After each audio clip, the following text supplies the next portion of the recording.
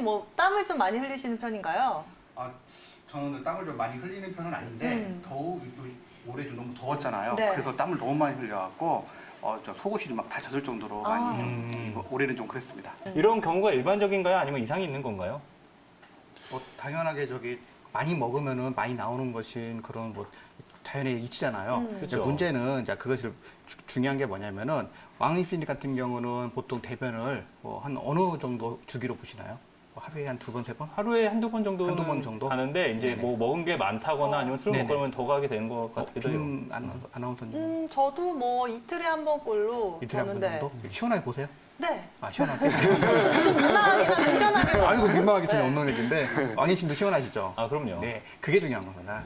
네, 그러니까 횟수보다는. 그죠. 횟수는 사실은 양이 좀 많이 먹으면 많이 나올 수도 있고, 그리고 또 어떤 음식을 먹느냐에 따라서 그게 약간 좀 그 상태가 좀 바뀔 수가 있잖아요. 그런데 중요한 거는 보실 때 시원하냐, 시원하지 않는 거냐가 중요해요. 그래서 그거를 이제 분리라고 하는데 시원하게 못 보는 거를 이제 그렇게 되면은 저희들은 이제 한방에서는 병으로 보고 치료를 하는 것이죠. 일반적으로 잘 보시면은 괜찮습니다.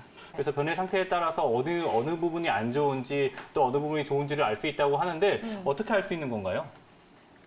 네, 대변 어떤 같은 경우는 가장 좋은 상태가 이제 우리가 흔히 말하는 바나나 상태라고 하잖아요. 형태는요? 황금빛을 네. 띄어야 되고 그러면서 길이도 좀 길쭉하고 그리고 점도도 적당하고 말하다 보니까 참 민망한데 아무튼 일단 그런 바나나 변을 봐야 정상으로 보는데 일단은 이제 이런 상태에서 벗어나면 이제 병적으로 보는 거죠. 예를 들어서 물이 많이 섞이게 된다 그러면은 이제 설사 양상으로 나오게 되고요. 그리고 방금 말씀드렸던 것처럼 만약에 물의 양상들이 적게 되면은 이제 건조한 양상이 되기 때문에 변비 양상이 되는 거죠. 그리고 이제 그것뿐만 아니라 만약에 속에 유장관 중에 뭐 출혈이 있다고 하면은 피가 나오게 되면 피가 섞이기 때문에 변 색깔이 이게 변하게 되는데 피가 나온 다음에 굳으면은 무슨 색깔로 변하죠? 빨간색 있다가 그렇죠. 네. 적색깔 빨간색 있다가 네, 시간이 검은색으로 지나면 검은색 변하죠. 변하죠. 그렇죠. 마찬가지로 변을 봤는데 검은 변이 나온다고 한다면은 출혈이 생겼는데 그 출혈된 부위가 좀 우리 몸에서 위쪽 상부 그러니까 소화관 중에서 상부 쪽에 출혈이 발생했다고 보시면 될 것 같아요. 그래서 위라든지 아니면 십이지장 쪽에 출혈이 있을 때 변이 좀 걷게 나오고 만약에 대변을 봤는데 변을 본 다음에 좀 피가 빨갛게 선명하게 섞여 나온다. 그러면 이제 하부 쪽에 이제 출혈이 있다거나 아니면 하부에 뭐 무슨 염증이 생겼다든지 뭐 치질이 있다든지 그런 걸 의심해 볼 수가 있는 거죠. 그리고 이제 여러 가지 또 변의 색깔에 따라서 우리가 이제 뭐 녹색 변을 본다든지 뭐 그런 변을 붉은색 변을 본다든지 따라서 여러 가지를 나눌 수가 있는데 일단 이 정도만 보시더라도 그냥 몸속에서 어떤 변화가 있는가를 좀 알아볼 수가 있습니다. 자, 크게 소변은 이제 노랗게 나오는 것과 이제 약간 맑고 나오는 것으로 나눌 수가 있는데 일단 노랗게 나오면은 몸에 열이 있다라고 생각하시면 될 것 같아요. 그래서 몸에 열이 있을 때 뭐 특히 이제 간에 열이 있는 경우, 예를 들어서 당뇨병 같은 거라든지 우리가 흔히 말하는 술을 마셨거나 해서 몸에 열이 생기면은 이제 동의보감 같은 데서는 이제 소변이 먼저 노랗게 나온다고 말을 하고 있고요. 그 다음에가 당연하지만 황달이 있을 때도 소변이 노랗게 나오겠죠. 그럴 때는 뭐 쉽게 알 수 있는 것들이 뭐 눈의 흰자라든지 아니면 피부 같은 색깔이 노랗게 변하기 때문에 뭐 그거는 금방 알 수 있을 수가 있고요. 그리고 가끔 가다가 이제 피가 부족하신 분들, 열이 없는 것이 아닌데 피가 부족하신 분들 같은 경우에도 소변이 농축돼 갖고 좀 노랗게 나오는 경우가 있습니다. 만약에 소변을 봤는데 소변이 맑게 나오는데 너무 자주 온다. 그러니까 너무 잘 나온다. 그러니까 정상적인 횟수보다 더 많이 나오는 경우가 있거든요. 그거 같은 경우는 두 가지로 볼 수가 있는데 첫 번째는 이제 몸이 허한한 경우예요. 몸이 쉽게 말하면 속이 차갑고 추위를 잘 느끼고 손발이 차가우신 분들 같은 경우는 그렇게 나올 수가 있죠. 그리고 두 번째로는 이제 몸에 기가 허했을 때도 그렇게 나올 수가 있어요. 그래서 소변 색깔을 보면은 내 몸에 열이 있구나. 이 열이 실열이냐 아니면 허열이냐 조금 구분이 있긴 하지만 몸에 열이 있다는 걸 알 수가 있고 그리고 맑게 너무 많이 자주 나오면은 그런 경우에는 뭔가 몸에 허한 것이 있구나라는 걸 알 수 있다는 거죠. 그래서 혹시 소변 딱 사람을 봤을 때 이 사람이 소변을 못 보겠구나라고 알 수 있는 부위가 있는데 어딘지 아세요? 봐서만 알 수 있을까요? 아니요, 쉽게 알 수 있는 부분인데 네. 코끝터리를 보면 알 수 있어요. 코끝이요? 예. 어떻게요? 동의비감을 보시면은 코끝터리가 유난히 노라신 분들 있죠. 이런 부위가 그런 분들이 있으면은 반드시 소변을 잘 시원하게 못 본다라고 돼 있거든요. 그래서 그냥 참고적으로 참고적으로 그러니까 이거는 뭐 저기 진단상 가치가 있다기보다는 그럴 가능성이 높다라고 보시면 되겠고요. 참고적으로 주위 분 있으면 한번 보시면서 소변을 잘 보냐고 한번 물어보시면서 재밌게 한번 얘기해 보시는 것도 좋으실 것 같아요. 그렇다면 원장님 이렇게 이야기 나눠보지 않은 기관들 중에 혹시나 배설물을 또 배출할 수 있는 또 다른 우리 인체 기관이 있을까요? 없을까요? 보통 일단, 이제 일단 저기 그 배설기관이라고 하면은 어디를 가리킨다고 생각하세요? 아무래도 우리 몸속 무언가의 노폐물을 좀 내보낼 수 있는 공간, 그러니까- 구멍 같은 공간이 아닐까 싶은데. 그러니까 사실은 이게 뭐 별건 아닌 것 같은데 네. 배설기관이라고 하면은 저희들이 대변이나 뭐 소변 그걸 다 그쵸. 포함해서 말하는 생각하는 경우가 있어요. 네. 근데 정확하게 우리 몸에서 배설기관은 저기 소변을 보는 거랑 땀을 배출하는 거예요. 이게 콩팥과 이 땅구멍, 땅구멍. 그쪽이 이제 배설기관이라고 보시면 되고 대변은 소화기관이에요.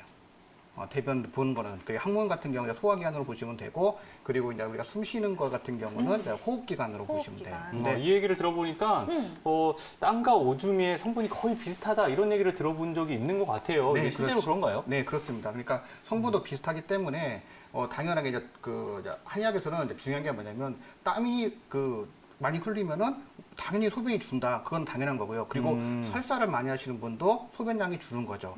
그래서 이제 기본적으로 치료할 때 저희들이 이제 한의학에서는 치료할 때는 이제 땀 같은 것들을 배설하는 것들을 좀 살펴보고 그다음에 소변과 그다음 대변 어떤 상태 그리고 얼마나 보는가 같은 거 시원하게 보는지를 살펴보는데 아까 이제 저기 주로 말씀하셨던 거는 이제 땀이 너무 많이 날 때를 주로 치료를 하시는데 땀이 안 날 때도 치료를 하셔야 돼요.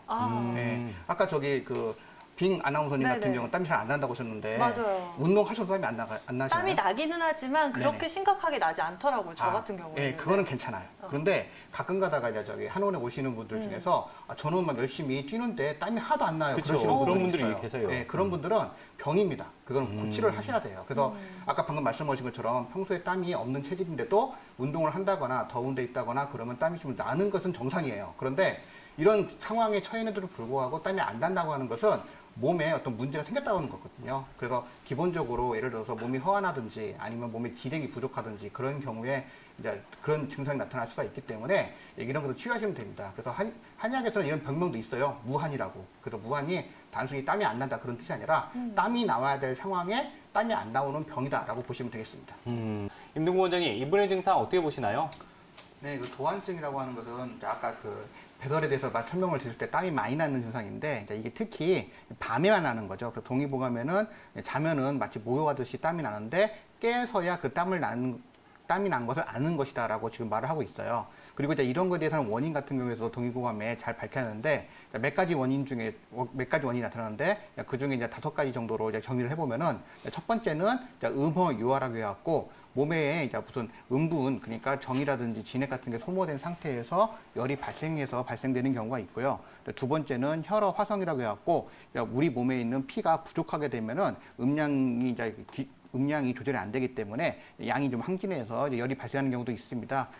이럴 때도 그 열을 끄기 위해서 땀이 나는 경우가 많고요. 그 다음에 간에 열이 있다든지 아니면 담에 열이 있다든지 그래서 그 열을 식히기 위해서 땀이 나는 경우도 있습니다. 그러니까 쉽게 생각하시면은 땀이라고 하는 것은 원래 병리적 현상이 아니고 생리적 현상이잖아요. 우리 몸에 있는 체온이 올라가게 되면은 그 체온을 떨어뜨리기 위해서 이제 땀이 나게 되는데 만약에 몸에 열이 있다고 한다면은 당연하게 우리 몸에서 자발적으로 자연적으로 그 땀을 내서 그 몸에 있는 열을 식히려고 하는 노력인 거죠. 그래서 병적으로 열이 있을 때는 당연히 땀이 병적으로 나게 됩니다. 그리고 이제 이렇게 열이 있을 때도 2가지로 나누면은 아까 말씀드렸던 혈어유화나 음호유화 같은 경우는 허열이라고 볼 수가 있고요. 그 다음에 간열이나 담열 같은 경우는 실열입니다. 그래서 허한지 실한지를 나눠서 치료하시면 되고요. 그 다음에가 이제 마지막으로 볼 수 있는 게 비허습성인데 비가 허하게 되면은 우리 몸에서 수분 대사가 안 돼하고 습이 쌓이게 됩니다. 쉽게 생각하시면은 집에서 냄비에 물을 끓일 때 냄비에 물을 너무 가득 차고 불을 켜게 되면은 불이 그렇게 세지 않은데도 불구하고 조금만 불이 세지게 되면은 물이 넘치게 되죠. 마찬가지로 몸에 열이 많지 더라도 몸에 습이 많게 되면은 조금만 열이 있으면은 바로 이게 땀으로 이렇게 나오게 되는 것이죠. 그래서 지금 어머님 같은 경우에는 뭐 지금 뭐 손발도 차고 그렇다고 하시는 거 보면은 열보다는 그 비어 습성이었고 몸에 이제 비가 허한 상태에서 습이 많은 상태가 아닌가 그렇게 판단이 됩니다. 어떤 치료가 좀 도움이 될 수 있을까요? 네, 일단은 이제 가장 중요한 것은 기본적으로 한약을 쓰시는 거예요. 아까 말씀드렸지만은 열이 있는 건데 이게 허열이냐 아니면 실열이냐에 따라서 만약에 허열이라고 하면은 뭐 피를 보호하면서 열을 끈다든지 아니면은 음을 보호하면서 열을 끝나든지 그렇게 하는 한약을 복용하시고요. 담에 열이 있거나 아니면 간에 열이 있는 경우에는 그 열들을 그냥 확 식혀버리는 그런 약을 쓰시는 것이 가장 근본적인 치료가 되는 것이죠. 만약에 비가 허한 상태에서 습이 성하다라고 했을 때는 비를 보호하면서 습을 제거해주는 그런 처방을 쓰시는 것이 가장 근본이 됩니다. 그러면서 침구 치료를 같이 하셔갖고 기혈 순환 같은 걸 도와주게 되면은 더욱 좋은 효과를 발휘할 수가 있습니다. 뭐 비교적 이게 땀 나는 것은 잘 치료가 되니까요. 가까운 한의원에 가셔서 치료를 받아보세요.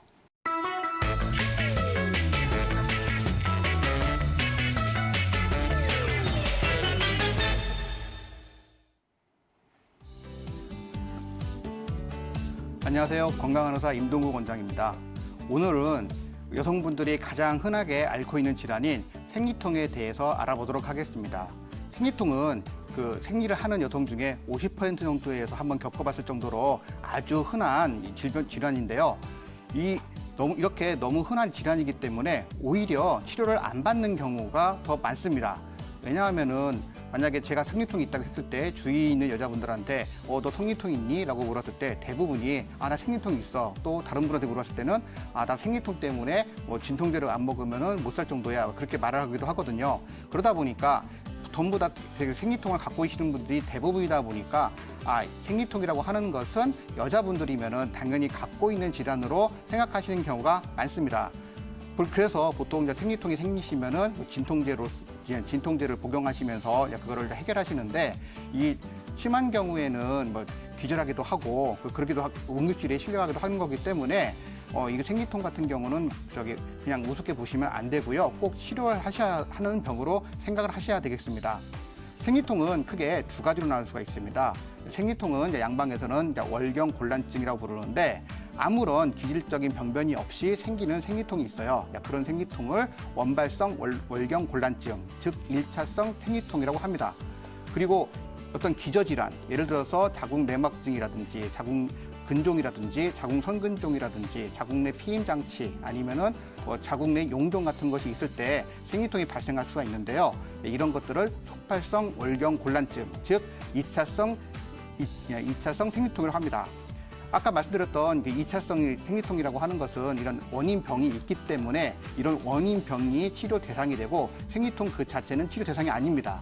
원인병만 치료를 하게 되면은 생리통은 자연히 좋아지기 때문에 굳이 생리통을 목적으로 하는 것은 아니죠. 따라서 이런 자궁내막증이라든지 아니면 자궁 골반 안쪽에 어떤 염증성 질환을 갖고 있다든지 아니면은 자궁 근종을 갖고 있을 때는 이 질환들을 치료하기 위해서 한의원에 내원해 보시는 게 좋습니다. 자, 그리고 아까 말씀드렸던 1차성 생리통, 즉 원발성 월경 곤란증 같은 경우에는 이게 아직 양방에서 정확한 원인을 찾지 못하고 있습니다. 여러 가지 원인에 대한 가설이 나오고 있는데요. 그 중에서 가장 대표적인 것이 프로스탄글란딘이 설입니다. 프로스탄글란딘이 방출하게 되면은 자궁 수축력 같은 것들이 빈번해지고 회수가 빈번해지고 자궁의 수축 강도가 굉장히 강해지기 때문에 생리통이 심해진다는 이론인데요. 그러다 보니까 산부인과에서는 생리통 약으로서 이 프로스타글란딘 억제제를 투여하는 경우가 많습니다. 그런데 이런 1차성 생리통 같은 경우에는 원인 질환이 없고 구체적 원인 질환도 없고 일단 자궁 내에 큰 문제가 없기 때문에 한방 치료로 치료하시면 아주 좋은 결과를 보실 수 있는 경우가 굉장히 많습니다. 따라서 이런 어떤 기저질환이 없는 상태에서 생리통이 발생했다고 하면은 한의원에 대원하셔갖고 정확한 진단을 받으시고요. 한약과 뜸, 침 여러 가지 각종 치료를 받으시면은 좋은 결과를 보실 수 있는 경우가 굉장히 많습니다. 그래서 꼭 생리통이 있으면은 다른 사람들이 갖고 있다고 해서 놔두지 마시고요. 꼭 한의원에 내원해서 치료를 받으시기를 권해드리겠습니다. 이상 건강한 의사 임동국 원장이었습니다.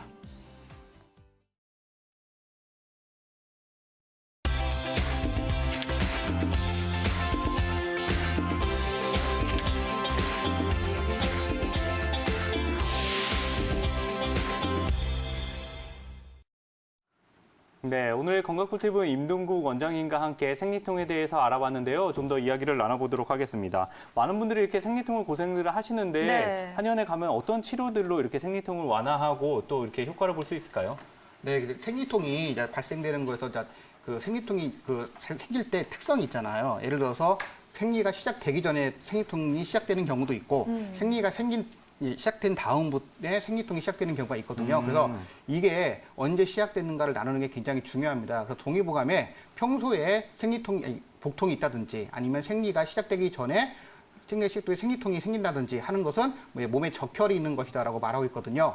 적혈은 다른 말로 하면은 어혈이에요. 그래서 이럴 경우에는 이제 어혈을 빼주는 치료를 하시면 되기 때문에 좀 쉽게 치료되는 경향이 있고요. 자, 그 다음에가 또 뭐라고 하냐면은 생리가 나오기 전에 통증이 발생하는 것은 기가 막힌 거다라고 해서 이제 기체를 또 말하고 합니다. 이 기체라고 하는 것은 이제 쉽게 말하면은 스트레스 같은 걸 받아갖고 기의 흐름이 막힌 거예요. 그럴 때는 뭐 짜증도 많이 나시고 뭐 우울하시고 그다음에 뭐 가슴 같은 것도 생겨도 많이 붓고 그런 증상이 나타나시는데 그럴 때는 당연하게 이제 기를 뚫어주는 쪽으로 치료를 하시면 되는 거죠. 그 다음에 이제 생리가 시작된 다음에 발생되는 생리통 같은 경우는 되게 허증입니다. 그래서 생리가 시작된 다음에 발생하는 것은 허증인데 이걸 또 크게 두 개로 나눌 수가 있는데요. 생리가 시작된 다음에 통증이 발생했는데 그 생리혈량이 많은 경우에는 이거는 기혈가 되는 거고요. 만약에 생리가 시작된 다음에 통증이 발생했는데 생리량이 그렇게 많지 않다라고 하면은 이제 혈어가 되는 거죠. 그리고 가끔 같은 경우는 가끔의 기혈과 혈어가 이렇게 동시에 발생하는 경우도 있습니다. 그래서 만약에 기가 허한 경우라고 하면은 기를 보강해주는 약을 쓰는 거고요. 혈이 허한 경우라면은 피를 보호해주는 약을 써주는 거죠. 만약에 기와 혈이 모두 허한 상태라고 하면은 기와 혈을 모두 보호해주는 약을 쓰게 됩니다. 그래서 보통 이제 한의원에 오시면 이런 아까 어혈을 없애준다든지 아니면은 기가 막힌 거라든지 그다음에 기가 허하다든지 혈이 허한 것들을 해결해주는 한약을 기본적으로 쓰고요. 거기에 맞춰서 침이라든지 아니면 뜸이라든지 여러 가지 약침 치료를 같이 하게 되면은 좋은 효과를 많이 보실 수 있습니다.